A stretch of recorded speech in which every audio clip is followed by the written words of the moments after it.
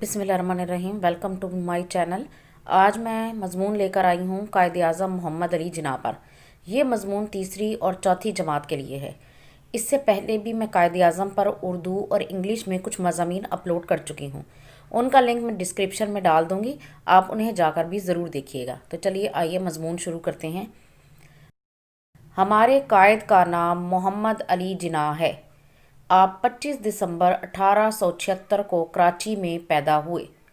آپ نے ابتدائی تعلیم کراچی میں حاصل کی، پھر اعلیٰ تعلیم حاصل کرنے کے لیے انگلستان چلے گئے، وہاں وکالت کی تعلیم حاصل کی، واپس آ کر بہت اچھے وکیل بنے۔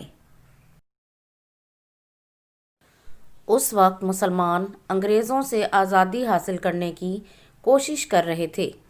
ان کی اپنی ایک جماعت تھی، اس جماعت کا نام مسلم لیگ تھا۔ قائد اعظم بھی مسلم لیگ میں شامل ہو گئے۔ سب لوگ مل کر آزادی کے لیے کام کرنے لگے۔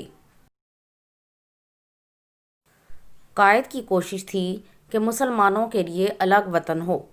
یہ بات ہندوؤں اور انگریزوں کو پسند نہ تھی۔ انہوں نے آپ کے فیصلے کو بدلنے کی کوشش کی، لیکن آپ ڈٹے رہے۔ پوری قوم آپ کے ساتھ تھی۔ آخر انگریزوں کو آپ کی بات ماننا پڑی۔ اس طرح پاکستان بن گیا۔ محمد علی جناح پاکستان کے بانی ہیں۔ وہ دن رات کام کرتے تھے۔